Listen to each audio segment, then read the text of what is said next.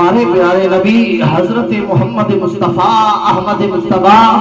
صلی اللہ علیہ وآلہ وسلم جہاں آپ نے جمعہ المبارک کی عظمت اور فضیلت بیان فرمائی، وہاں ہمارے نبی رحمت للعالمین نبی حضرت محمد مصطفیٰ احمد مصطفیٰ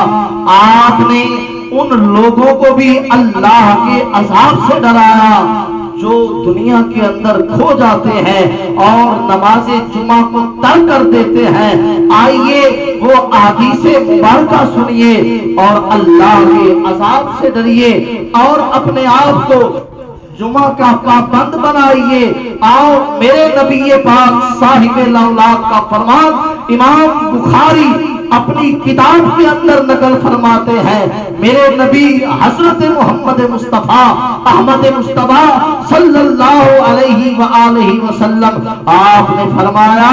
جو بندہ نماز جمعہ کو ترک کرتا ہے، لجپال نبی غمدار نبی میرے پیارے محبوب نبی آپ نے فرمایا میرا دل چاہتا ہے، میرا من چاہتا ہے کہ میں اپنے مصلے پر کسی کو کھڑا کروں، وہ نماز پڑھائے اور میں جا کے ان لوگوں کے گھروں کو آگ لگا دوں۔ فرمایا جو نماز جمعہ چھوڑ دیتے ہیں، جو نماز جمعہ نہیں پڑھتے، یہ دیکھیں کتنی بڑی وعید ہے جو میرے نبی نے سنائی ہے۔ اور میرے نبی پاک صاحب الاولاد کا ایک اور فرمان سنن ابی داؤد کے اندر موجود ہے، میرے نبی پاک لجپال نبی غمدار نبی محمد مصطفیٰ احمد مصطفیٰ آپ نے فرمایا کہ جو بندہ بغیر کسی شرعی عذر کے، بغیر کسی بیماری کے جان بوجھ کر نماز جمعہ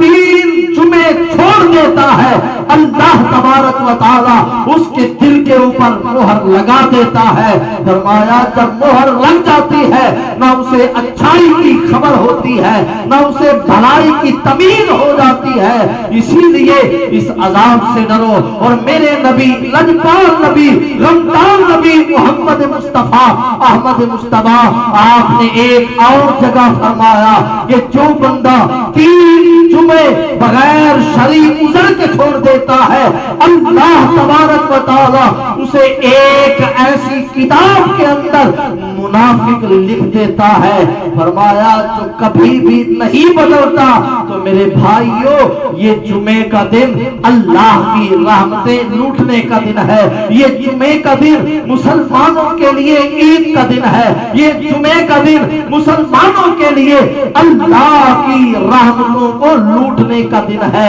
اپنے آپ کو دنیا داری کے اندر برباد کر کے